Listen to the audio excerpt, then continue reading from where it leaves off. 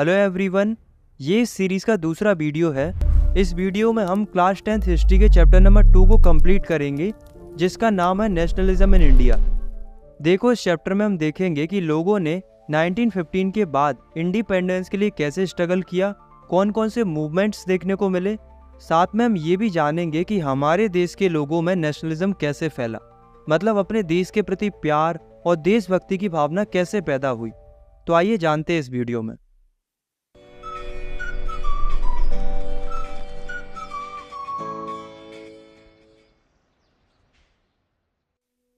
First topic है हमारा the first world war, खिलाफत एंड नॉन कोऑपरेशन।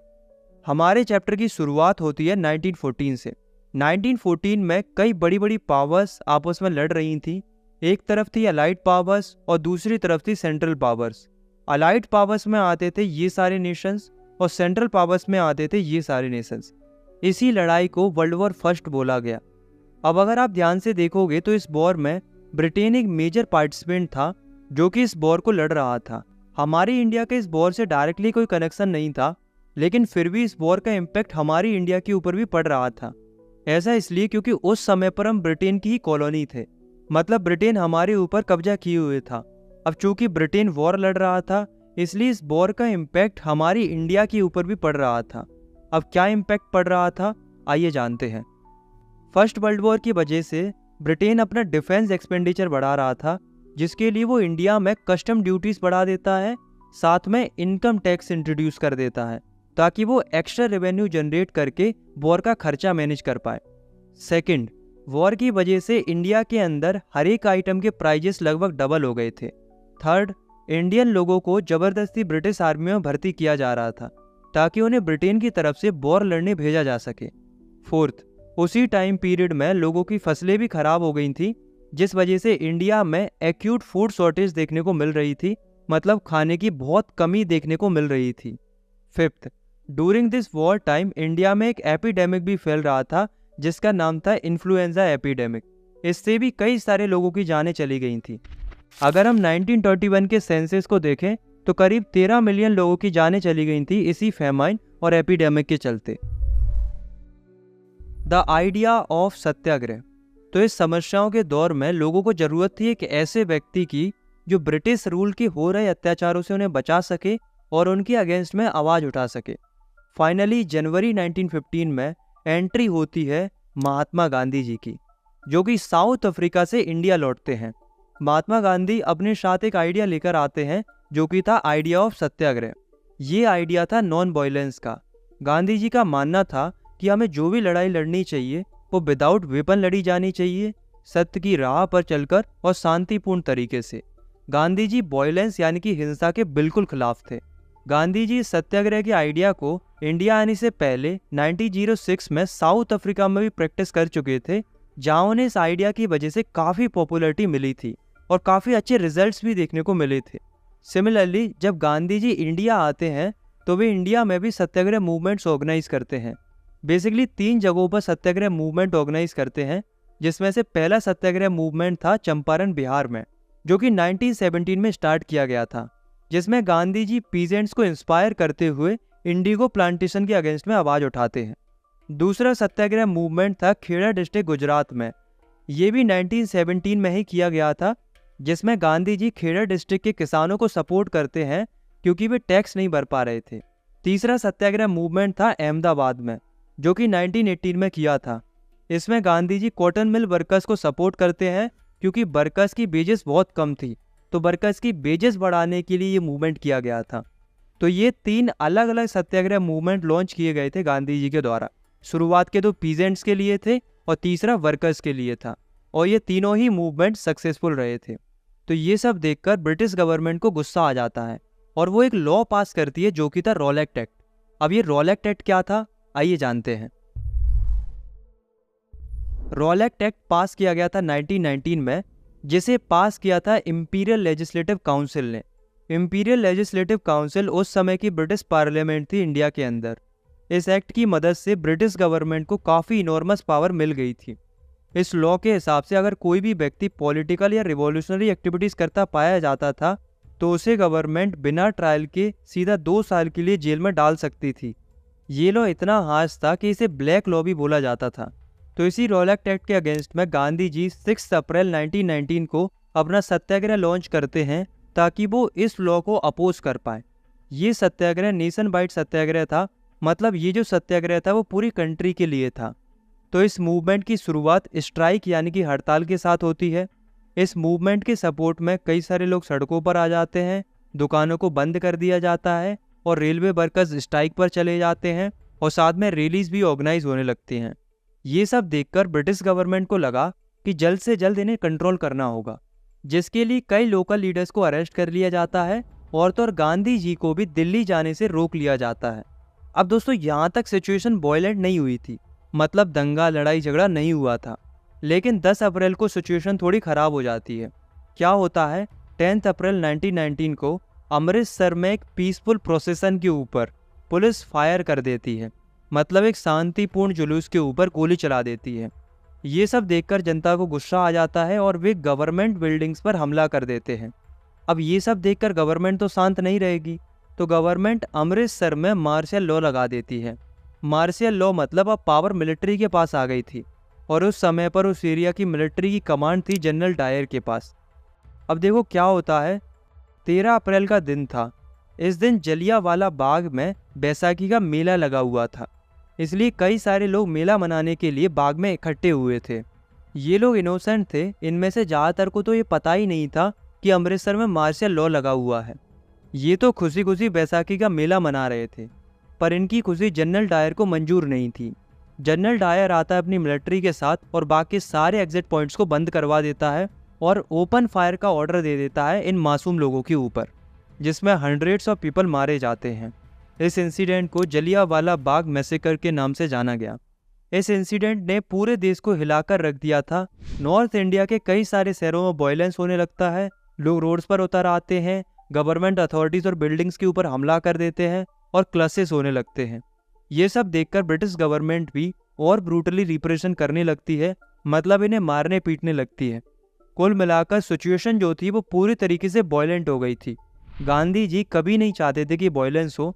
ये सब देखकर गांधी जी सत्याग्रह मूवमेंट को, जो कि रॉलेट एक्ट के अगेंस्ट में लॉन्च किया था, उसे कॉल्ड ऑफ कर देते हैं, यानी कि बंद कर देते हैं। लेकिन अब गांधी जी को ये समझ में आ जाता है कि ये छोटे मोटे मूवमेंट करने से कुछ नहीं होगा, बल्कि एक बड़ा मूवमेंट करने की ज़रूरत है। और ये तभी पॉसिबल है जब हिंदू और मुस्लिम एक साथ आएंगे, तभी मूवमेंट ब्रॉड लेवल पर होगा। अब हिंदू और मुस्लिम एक साथ कैसे आते हैं, आइए जानते हैं। देखो क्या था, उस समय पर जो इंडियन मुस्लिम थे वो खिलाफत इशू पर काम कर रहे थे। अब ये खिलाफत इशू क्या था, देखो हमने वर्ल्ड वॉर फर्स्ट के बारे में पढ़ा था स्टार्टिंग में। वर्ल्ड वॉर फर्स्ट में एक तरफ थी अलाइड पावर्स और दूसरी तरफ थी सेंट्रल पावर्स। सेंट्रल पावर्स इस वॉर को हार गई थी। तो अगर आप नोटिस करोगे तो इन हारे हुए नेशंस में एक नेशन ऑटोमन एम्पायर भी था। तो इस ऑटोमन एम्पायर का जो राजा था वो था खलीफा। अब खास बात क्या थी कि जो खलीफा था उसकी सारे मुस्लिम्स रिस्पेक्ट करते थे, क्योंकि खलीफा जो था वो पूरे इस्लामिक वर्ल्ड का हेड था। अब सारे मुस्लिम्स दुखी थे क्योंकि उनका स्पिरिचुअल हेड वॉर हार गया था। साथ में ऐसे रूमर्स भी फैल रहे थे कि ब्रिटेन जो है वो जीतने के बाद अब खलीफा के ऊपर एक खास पीस ट्रीटी भी इम्पोज करने वाला है। तो इस बात से मुस्लिम्स और ज़्यादा दुखी थे। इसीलिए जितने भी मुस्लिम्स थे वो खलीफा को डिफेंड करने के लिए खिलाफत मूवमेंट कर रहे थे अलग अलग जगहों पर। आया समझ में? तो गांधी जी को ये बहुत अच्छी अपॉर्चुनिटी लगती है हिंदू और मुस्लिम्स को एक करने की। अगर हम इंडिया को देखें तो मार्च 1990 में बॉम्बे में भी एक खिलाफत कमेटी बनाई गई थी खलीफा को डिफेंड करने के लिए। ये इंडिया के कई यंग मुस्लिम लीडर्स के द्वारा बनाई गई थी, जिसमें दो मेन लीडर थे जिन्हें अली ब्रदर्स बोला जाता है, जो कि थे मोहम्मद अली और शौकत अली। तो गांधी जी और इनके बीच में मास एक्शन को लेकर डिस्कशन होता है। अब दोनों ही कम्युनिटी को लड़ना ब्रिटिशर्स से ही था। एक रीज़न था स्वराज का और दूसरा रीज़न था खिलाफत इशू का। तो मोहम्मद अली और शौकत अली कहते हैं कि अगर ये दोनों कम्युनिटी साथ आ गई तो खिलाफत इशू भी सॉल्व हो जाएगा और स्वराज के लिए भी एक ब्रॉड मूवमेंट होगा। गांधी जी ने कहा कि ये सही है, ये बढ़िया अपॉर्चुनिटी है, यही तो मैं चाहता हूँ। इसके बाद फाइनली सितंबर 1920 में कोलकाता में कांग्रेस का एक सेशन होता है, जहाँ गांधी जी अदर लीडर्स को भी कन्वेंस कर लेते हैं साथ में एक बड़ा मूवमेंट स्टार्ट करने के लिए, जो कि था नॉन कोऑपरेशन मूवमेंट। तो इस नॉन कोऑपरेशन मूवमेंट के लिए सारे हिंदू और मुस्लिम लीडर्स साथ में आ जाते हैं। अब क्वेश्चन ये था कि Gandhi ji non cooperation movement ही स्टार्ट करना क्यों चाह रहे थे। Why non cooperation? तो इसका आंसर गांधी जी ने 1909 में अपनी बुक हिंद स्वराज में पहले ही दे दिया था। उन्होंने अपनी बुक में बताया था कि जो ब्रिटिशर्स थे वो इंडिया में इसलिए रूल कर पाए क्योंकि इंडियंस ने उनके साथ कोऑपरेट किया था, यानी कि उनका सहयोग किया था। और अगर इंडिया के लोग ब्रिटिशर्स के साथ कोऑपरेट करना बंद कर दें तो 1 साल के अंदर ही ब्रिटिश रूल खत्म हो जाएगा और भारत के लोगों को स्वराज मिल जाएगा।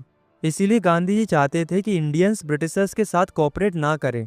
इसलिए गांधी जी मुस्लिम लीडर्स के साथ मिलकर नॉन कोऑपरेशन मूवमेंट स्टार्ट करना चाहते थे। आया समझ में? आइए अब हम ये जानते हैं कि गांधी जी क्या क्या प्रपोजल्स रखते हैं नॉन कोऑपरेशन मूवमेंट के लिए। तो गांधी जी कहते हैं सबसे पहले तो गवर्नमेंट के द्वारा जितने भी टाइटल्स दिए गए हैं सबको सरेंडर करना होगा। दूसरा, ब्रिटिश गवर्नमेंट की जितनी भी सर्विसेज हैं उनको बायकॉट करना होगा, जैसे कि civil services, army, police, courts, legislative councils, schools, foreign goods, इन सबको बायकॉट करना होगा। गांधी ये भी कहते हैं कि अगर इतना करने के बाद भी गवर्नमेंट रिप्रेस करती है या कोई एक्शन लेती है तो फिर हम फुल सिविल डिसोबीडेंस कैंपेन लॉन्च करेंगे, मतलब फिर हम गवर्नमेंट के साथ ओवे ही नहीं करेंगे। तो इस तरीके से मूवमेंट को लॉन्च करने की लगभग पूरी तैयारी हो गई थी। लेकिन कांग्रेस के कुछ लीडर अभी भी इस मूवमेंट को सपोर्ट करने के लिए राजी नहीं थे। इसके पीछे 2 रीज़न थे। पहला इसलिए क्योंकि गांधी जी ने कहा था कि ब्रिटिश गवर्नमेंट की सारी सर्विसेज को बायकॉट करना होगा, लेकिन कांग्रेस के कुछ लीडर नवंबर 1920 में होने वाले काउंसिल इलेक्शंस को बायकॉट करना नहीं चाह रही थी। वो ये सोच रहे थे कि अगर वो इलेक्शन जीतते हैं तो उनके पास थोड़ी पावर आएगी और वो कुछ मेजर चेंजेस कर पाएंगे। दूसरा, कांग्रेस पार्टी के कुछ लीडर्स का मानना ये भी था कि ये मूवमेंट वायलेंस क्रिएट करेगा। तो ये बातों को लेकर कांग्रेस के अंदर टसल चल रहा था। लेकिन फाइनली दिसंबर 1920 में कांग्रेस का एक सेशन होता है नागपुर में, जहां कांग्रेस मान जाती है इस नॉन कोऑपरेशन मूवमेंट के लिए। तो कांग्रेस के एक्सेप्ट करने के बाद सभी लोग अब पूरी तरीके से तैयार थे इस मूवमेंट को लॉन्च करने के लिए।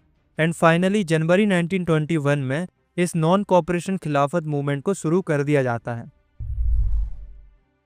सेकेंड टॉपिक है हमारा differing strands with in the movement. इस टॉपिक में अब हम ये देखते हैं कि ये मूवमेंट अलग अलग जगहों पर किस तरीके से चल रहा था। सबसे पहले हम ये देखते हैं कि शहरों में ये मूवमेंट किस तरीके से चल रहा था। The movement in the towns. तो टाउन्स के अंदर सबसे ज़्यादा पार्टिसिपेट किया था मिडिल क्लास लोगों ने। तो इस मूवमेंट के चलते टाउन के अंदर थाउजेंड्स ऑफ स्टूडेंट्स ने गवर्नमेंट स्कूल्स और कॉलेजेस को छोड़ दिया। टीचर्स एंड हेडमास्टर्स ने रिज़ाइन कर दिया। लॉयर्स ने अपनी लीगल प्रैक्टिसेस देना बंद कर दिया। काउंसिल इलेक्शंस को बायकॉट कर दिया। लिकर शॉप्स को पिक कर दिया। इसके अलावा लोगों ने फॉरेन गुड्स को बायकॉट कर दिया, मतलब विदेशों से जो सामान आता था इंडिया में उसे बायकॉट कर दिया। साथ में जो फॉरेन क्लॉथ्स आते थे, मतलब जो विदेशों से जो कपड़े आते थे, उन्हें भी जला दिया गया।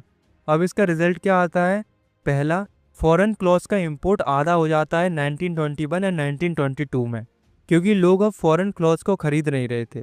दूसरा, मर्चेंट्स और ट्रेडर्स भी फॉरेन गुड्स के साथ ट्रेड करना बंद कर देते हैं। तीसरा, ये सब होने की वजह से इंडियन टेक्सटाइल मिल्स और हैंडलूम्स का प्रोडक्शन बढ़ जाता है, मतलब स्वदेशी कपड़े बनने लगते हैं और लोग भी अब फॉरेन क्लॉथ्स को छोड़कर इंडियन क्लॉथ्स यानी कि खादी कपड़ों को पहनना शुरू कर देते हैं। तो यहाँ तक देखने के बाद आपको लग रहा होगा कि ये मूवमेंट शहरों में तो अच्छे से चल रहा है, पर दोस्तों ऐसा नहीं था। शुरुआत में तो ये मूवमेंट सही चलता है, पर ये मूवमेंट टाउन्स में धीरे धीरे स्लो डाउन हो जाता है। स्लो डाउन क्यों हो जाता है, इसके पीछे भी रीज़न थे। पहला रीज़न था कि जो इंडियन क्लॉथ्स यानी कि खादी कपड़े थे वो काफ़ी एक्सपेंसिव थे, क्योंकि ये हाथों से बनते थे। वहीं जो फॉरेन क्लॉथ्स थे वो लोगों को सस्ते पड़ते थे, क्योंकि वो क्लॉथ्स फैक्ट्रीज में बनते थे। इसलिए लोगों ने फिर से फॉरेन क्लॉथ्स को खरीदना चालू कर दिया था। दूसरा रीज़न था इंडिया के अंदर इंडिया के खुद के इंस्टीट्यूशंस की कमी थी। इंडिया में ना ही खुद के स्कूल्स थे और ना ही कॉलेजेस थे। इसलिए जितने भी स्टूडेंट्स और टीचर्स थे उन्होंने फिर से वही गवर्नमेंट स्कूल्स और कॉलेजेस को ज्वाइन करना शुरू कर दिया, क्योंकि उनके पास कोई और अल्टरनेटिव नहीं था। तीसरा, लॉयर्स ने भी इसी तरीके से धीरे धीरे गवर्नमेंट कोर्ट्स को फिर से ज्वाइन कर लिया, क्योंकि उनके पास भी कोई और अल्टरनेटिव नहीं था। तो दोस्तों ये कुछ रीज़न थे जिस वजह से ये मूवमेंट सिटीज़ में कमज़ोर पड़ने लगा था, यानी कि स्लो डाउन होने लगा था। रिवेलियन इन दी कंट्री साइड। अब हम ये देखते हैं कि ये मूवमेंट कंट्री साइड यानी कि रूरल एरिया में किस तरीके से चल रहा था। सबसे पहले हम देखते हैं पीजेंट मूवमेंट ऑफ अवध, मतलब अवध में मूवमेंट किस तरीके से चल रहा था। अवध में क्या था कि जो पीजेंट्स थे वो काफ़ी ज़्यादा परेशान थे बड़े बड़े लैंडलॉर्ड्स और तुलकदार से, क्योंकि ये ज़मीनों का काफ़ी ज़्यादा रेंट चार्ज करते थे। ऊपर से ये बेकार भी कराते थे, मतलब बिना पैसों के काम भी कराते थे। इसीलिए ये पीजेंट डिमांड करते हैं रेवेन्यू को कम कराने के लिए, बेकार को ख़त्म कराने के लिए। साथ में पीजेंट ये भी चाहते थे कि ये ऑपरेसिव लैंडलॉर्ड्स का सोशल बाइकआउट होना चाहिए।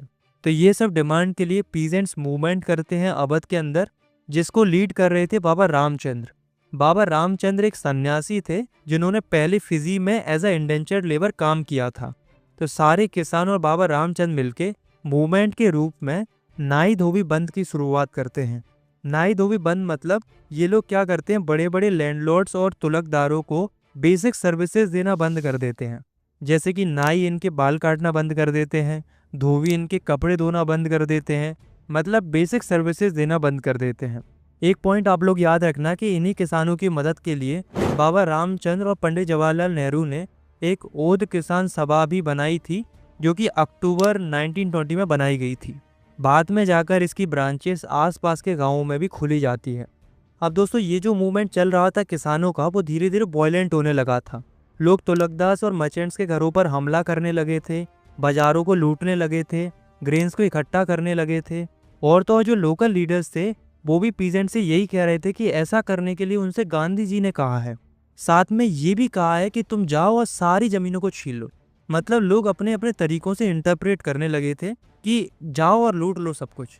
मतलब मूवमेंट काफ़ी वॉयलेंट होने लगा था। तो ये तो एक एग्जाम्पल था अवध का। इसी तरीके से आप अंदाज़ा लगा सकते हो कि अलग अलग गाँवों में ये मूवमेंट किस तरीके से चल रहा होगा। अब हम देखते हैं ट्राइबल पार्टिसिपेशन। मतलब अब हम ये देखते हैं कि ट्राइबल लोगों ने इस मूवमेंट को किस तरीके से देखा। तो इसमें हमें गोडेम हिल्स ऑफ आंध्र प्रदेश की ट्राइबल पॉपुलेशन के बारे में पढ़ना है। तो यहाँ की जो ट्राइबल पॉपुलेशन थी वो परेशान थी। इनकी परेशानी का कारण था स्ट्रिक्ट फॉरेस्ट लॉज। मतलब ब्रिटिशर्स ने स्ट्रिक्ट फॉरेस्ट लॉज बना दिए थे, जिस वजह से इन लोगों का जंगलों में जाना रिस्ट्रिक्ट कर दिया गया था। मतलब इन्हें जंगलों में जाने नहीं दिया जा रहा था।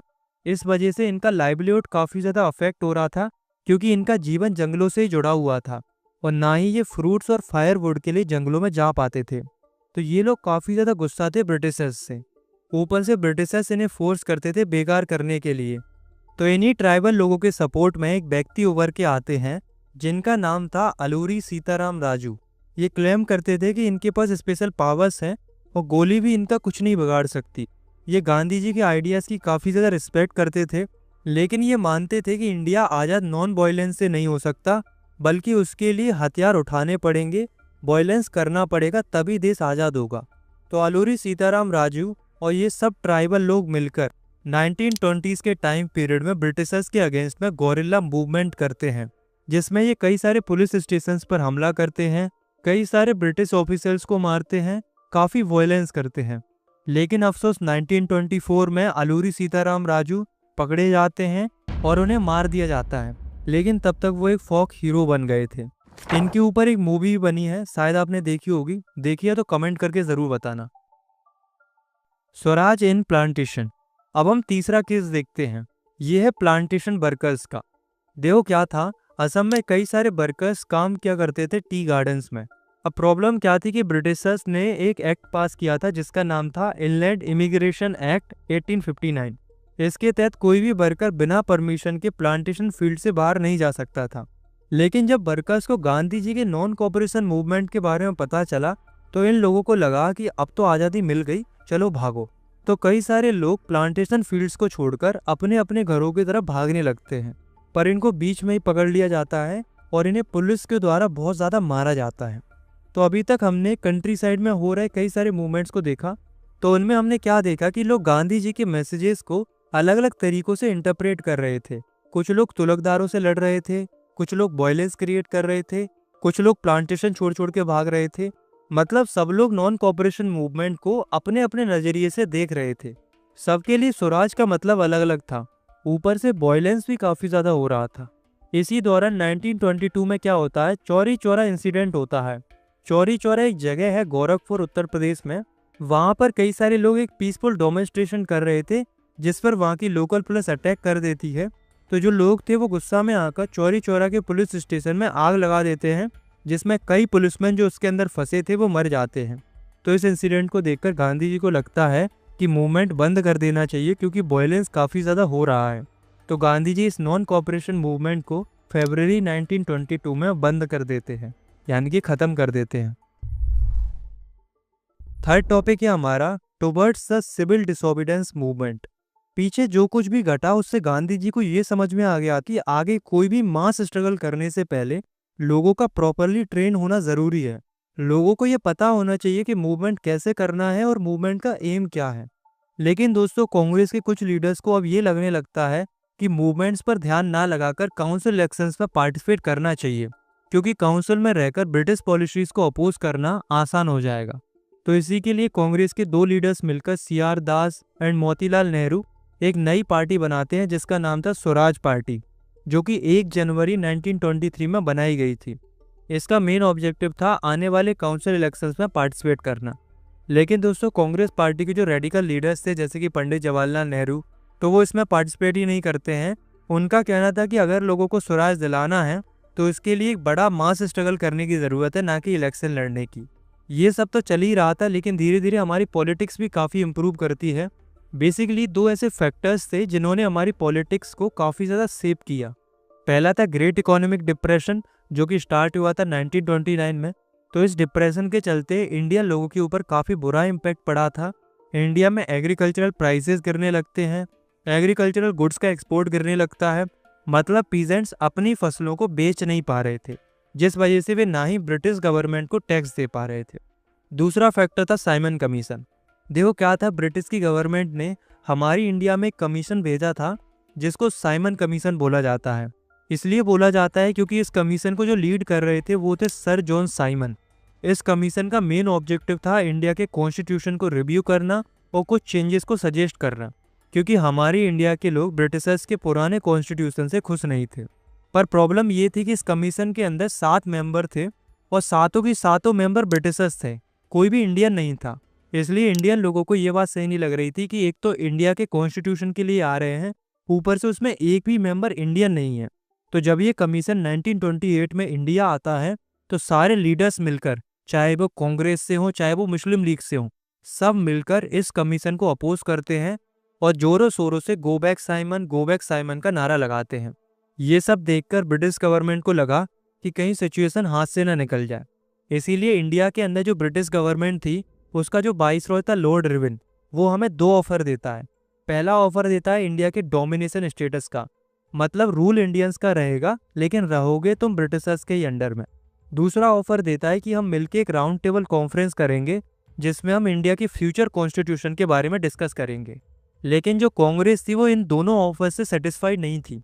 स्पेशली जो रेडिकल लीडर्स थे जैसे कि जवाहरलाल नेहरू और सुभाष चंद्र बोस, ये कह रहे थे कि हमें फुल इंडिपेंडेंस चाहिए, मतलब पूरा स्वराज चाहिए।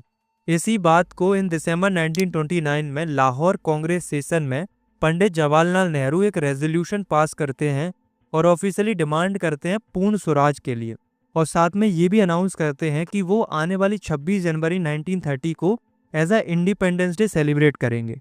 पर चूंकि उस समय पर आज़ादी नहीं मिली थी इसलिए इस बात को इतना ज़्यादा अटेंशन नहीं मिलता है।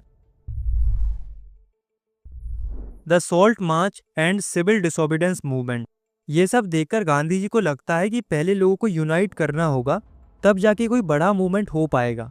पर इसके लिए गांधी जी को कोई ऐसी चीज़ की ज़रूरत थी जिसकी मदद से लोगों को यूनाइट किया जा सके। तो उन्हें आइडिया आता है सॉल्ट का, यानी कि नमक का। गांधी जी को लगा कि नमक एक पावरफुल सिंबल बन सकता है जिससे लोगों को यूनाइट किया जा सकता है। अब सोचने वाली बात यह है कि गांधी जी ने नमक को ही क्यों चुना। तो इसके पीछे रीज़न थे। पहला कारण था कि सॉल्ट हर कोई कंज्यूम करता है, चाहे वो रिच हो चाहे वो पुअर हो, हर किसी की ज़रूरत होती है। दूसरा, उस समय पर ब्रिटिश गवर्नमेंट काफ़ी ज़्यादा टैक्स चार्ज करती थी नमक के ऊपर। तीसरा, सॉल्ट का प्रोडक्शन भी केवल ब्रिटिश गवर्नमेंट ही कर सकती थी, इंडियंस नहीं कर सकते थे। तो ये समस्या पूरे देश की थी, इसलिए गांधी जी ने नमक को चुना एज अ सिंबल कंट्री को यूनिफाई करने के लिए। आए समझ में?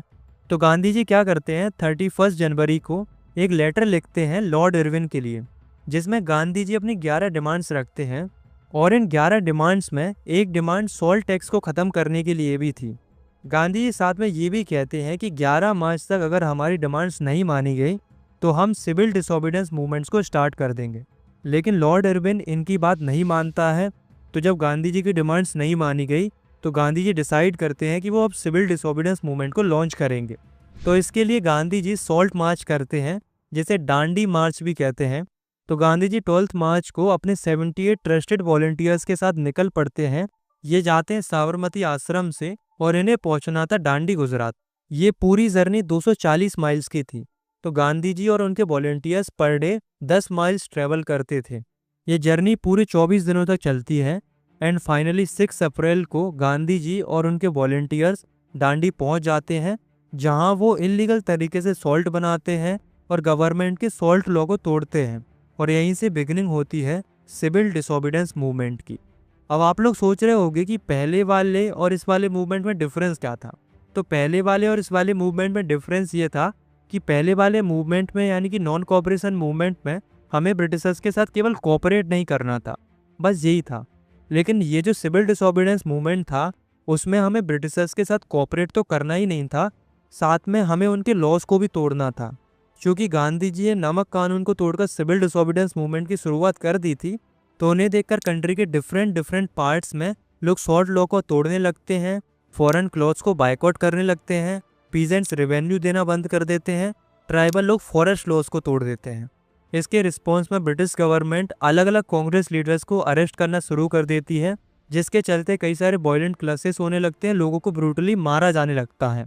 अप्रैल 1913 में अब्दुल गफर खान को अरेस्ट कर लिया जाता है।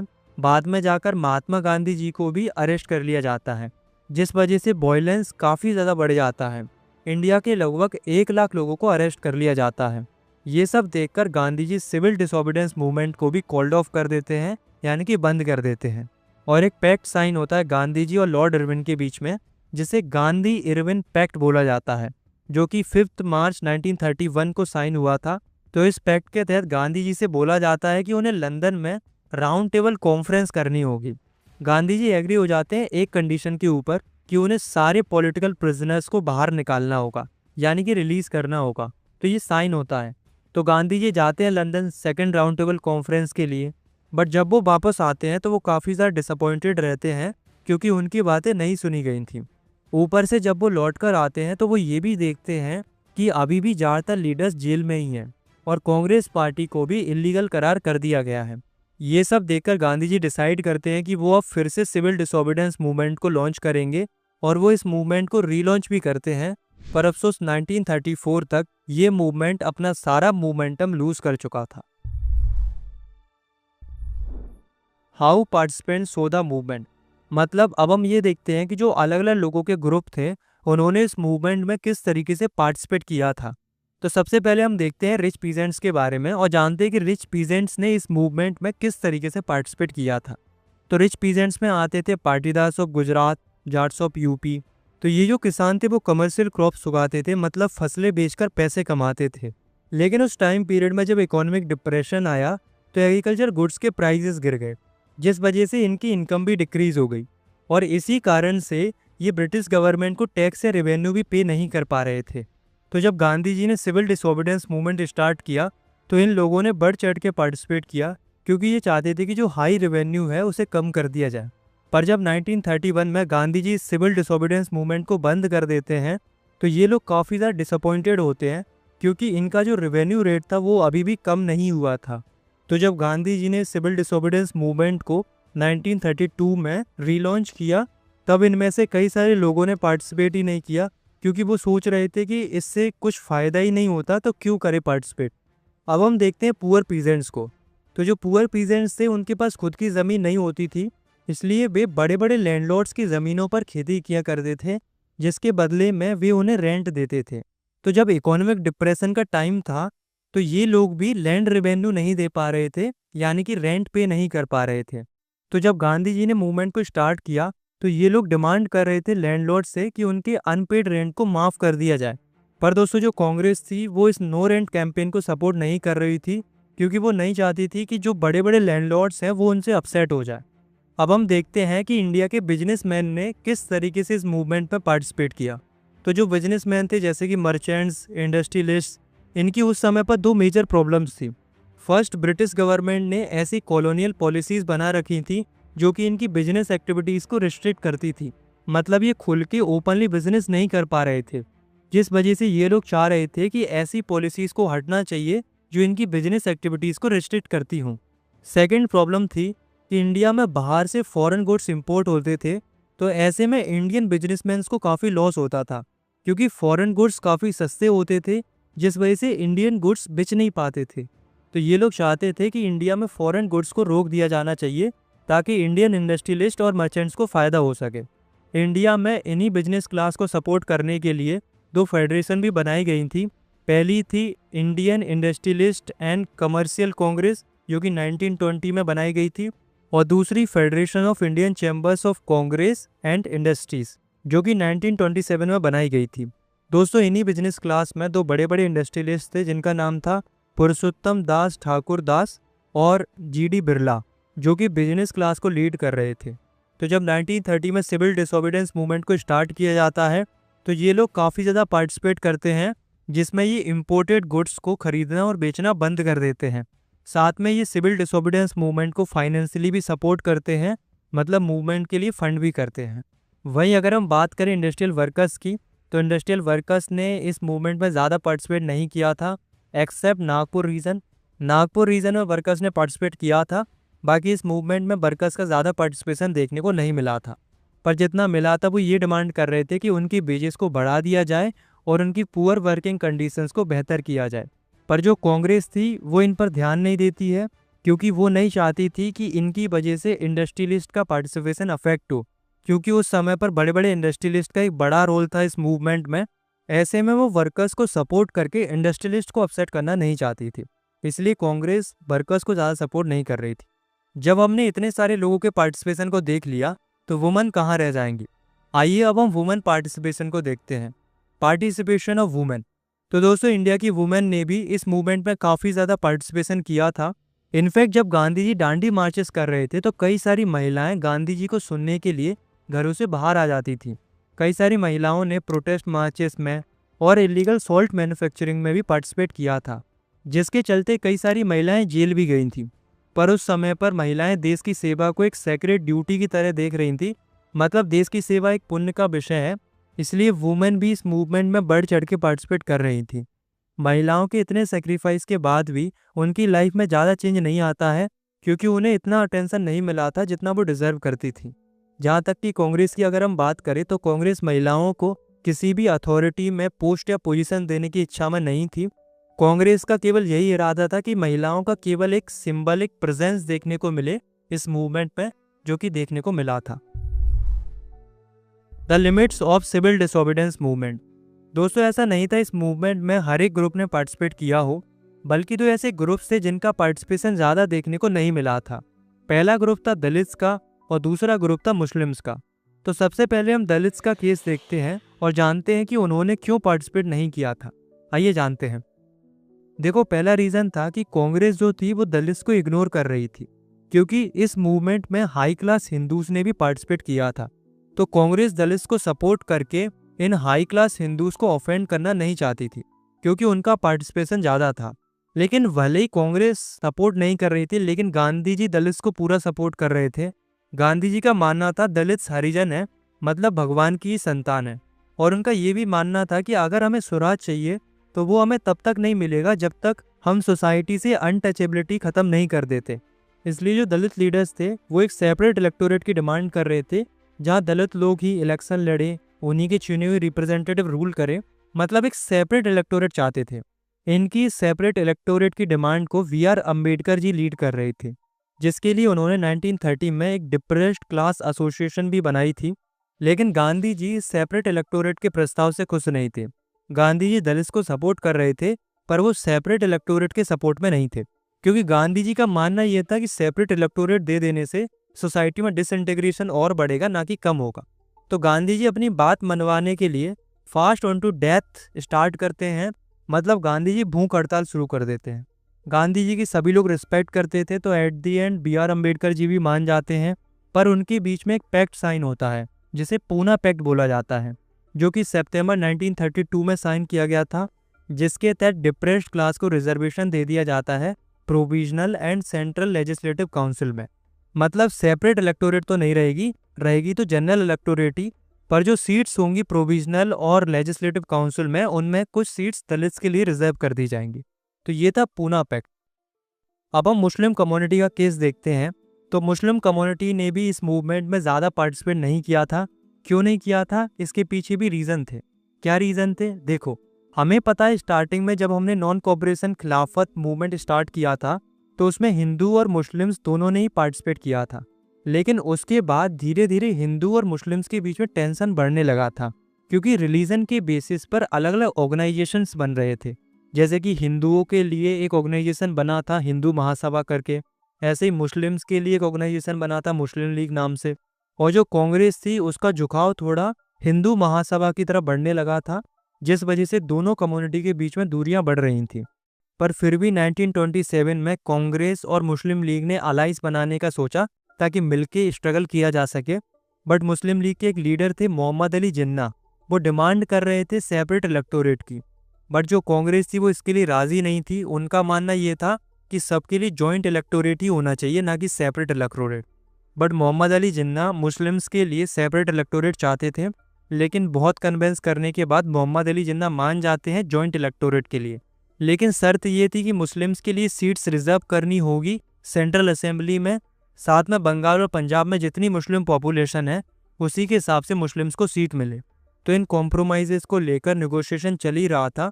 उसी टाइम पर यानी कि 1928 में एमआर जयकर, जो कि हिंदू महासभा के एक लीडर थे, वो इनके इस प्रस्ताव को लेकर जम के विरोध करते हैं और स्ट्रांगली अपोज करते हैं, जिसके बाद दोनों कम्युनिटीज़ के बीच में काफ़ी ज़्यादा दूरियां आ जाती हैं।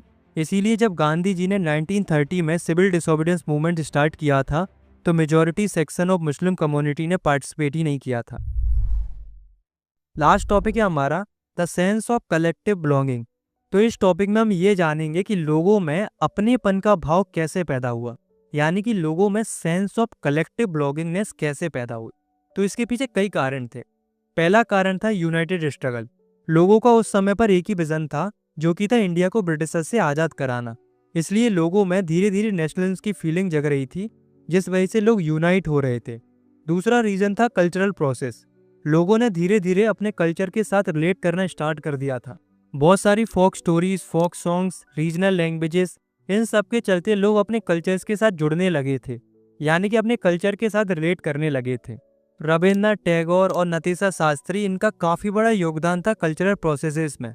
इन्होंने इंडियन फोकलोर्स को गांव-गांव जाकर लोगों तक पहुंचाया ताकि लोग अपने कल्चर से रिलेट करें और लोगों में सेंस ऑफ कलेक्टिव बिलोंगिंगनेस की भावना आए कि हम सब एक हैं, हमारा कल्चर एक है। आया समझ में? तीसरा है फिगर्स एंड इमेजेस। 18th और 19th सेंचुरी में जो आर्टिस्ट थे वो नेशंस को रिप्रेजेंट करते थे डिफरेंट एलोगोरीज से। फॉर एग्जाम्पल, जैसे कि फ्रांस की एलोगोरी थी मैरियम एंड जर्मनी की एलोगोरी थी जर्मेनिया। तो इसी तरीके से अलग अलग नेशंस को रिप्रेजेंट किया जाता था अलग अलग फिगर्स और पेंटिंग्स के थ्रू, जैसा कि हमने पिछले चैप्टर में भी पढ़ा था। ठीक उसी प्रकार से 20th सेंचुरी में इंडिया को रिप्रेजेंट किया जाता है भारत माता से। भारत माता की इमेज सबसे पहले बनाई थी बंकिम चंद्र चट्टोपाध्याय ने। साथ में उन्होंने भारत माता की सराहना में गीत भी लिखा था, जो कि था वंदे मातरम। इस सॉन्ग को उन्होंने अपनी बुक आनंद मठ में भी इंक्लूड किया था। इनफैक्ट जब 1905 में स्वदेशी मूवमेंट चला था तब इस सॉन्ग को काफ़ी बढ़ चढ़ के गाया गया था। बाद में जाकर अवनींद्र नाथ टैगोर ने 1905 में भारत माता की पेंटिंग बनाई, जिसमें जो भारत माता थी वो काम, कंपोज, डिवाइन एंड स्पिरिचुअल दिखाई दे रही थी। फोर्थ है सिंबल्स एंड फ्लैग्स। लोगों में सिंबल्स एंड फ्लैग्स की वजह से भी सेंस ऑफ कलेक्टिव बिलोंगिंगनेस जाग रही थी, क्योंकि जो फ्लैग होता है वो पूरी कंट्री को रिप्रेजेंट करता है। तो हमारे देश के लिए भी अलग अलग फ्लैग्स बन रहे थे, जैसे कि बंगाल स्वदेशी मूवमेंट में एक फ्लैग बनाया गया था जिसमें 3 कलर थे, ग्रीन, येलो और रेड। ऊपर की ओर 8 लोटस थे जो कि 8 प्रोविंसीज को एक्सप्रेस कर रहे थे। बाद में जाकर 1921 में गांधी जी ने भी एक फ्लैग बनाया था जिसमें भी 3 कलर थे, रेड, ग्रीन एंड वाइट, और बीच में एक स्पिनिंग व्हील था जो कि सेल्फ हेल्प को एक्सप्रेस करता था। फिफ्थ है री इंटरप्रिटेशन ऑफ हिस्ट्री। दोस्तों, जब ब्रिटिशर्स हमारे देश में आए थे तो उन्होंने लोगों के मन में ये इंटरप्रिटेशन बैठा दी थी कि इंडिया काफ़ी बैकवर्ड और प्रिमिटिव था, तो वो खुद से गवर्नमेंट हैंडल नहीं कर सकते थे, इसलिए हमने गवर्नमेंट को हैंडल करके इंडियंस पर एहसान किया है। पर आप लोग जानते हो, हम सब जानते हैं कि रियलिटी में तो ब्रिटिशर्स हम सबको लूटने आए थे, इन्होंने एहसान नहीं बल्कि नुकसान किया था। इसलिए स्ट्रगल के समय पर इंडियन नेशनलिस्ट हिस्ट्री को रीइंटरप्रेट कर रहे थे, मतलब लोगों को ये बता रहे थे कि ब्रिटिशर्स के आने से पहले हम कमज़ोर नहीं थे, बल्कि एंशियंट टाइम में हम काफ़ी डेवलप थे हर फील्ड में, चाहे वो आर्ट एंड एग्रीकल्चर हो, रिलीजन एंड कल्चर हो, सब कुछ बहुत अच्छा था। हमारी हिस्ट्री बहुत अच्छी थी। लेकिन जब से ये ब्रिटिशर्स आए हैं तब से हमारा कल्चर डिक्लाइन करता गया है। तो अगर हमें पहले जैसी तरक्की चाहिए तो सबसे पहले तो इन ब्रिटिशर्स को बाहर निकालना होगा, यानी कि इनसे आज़ाद कराना होगा। तो इस तरीके से लोगों में हिस्ट्री को रीइंटरप्रेट करके सेंस ऑफ कलेक्टिव बिलोंगिंगनेस जगाई जा रही थी, जिससे लोगों में अपनेपन का भाव जग रहा था और नेशनलिज्म की फीलिंग जग रही थी। और इसी नेशनलिज्म की फीलिंग के चलते बाद में जाकर हमें आज़ादी भी मिल जाती है। तो आज के लिए इस वीडियो में केवल इतना ही। मिलते हैं इस सीरीज़ की नेक्स्ट वीडियो में। आप चाहो तो इस वीडियो को लाइक कर सकते हो, इस चैनल को सब्सक्राइब भी कर सकते हो, ताकि आपसे इस सीरीज़ की एक भी वीडियो मिस ना हो। तब तक के लिए टेक केयर, बाय बाय।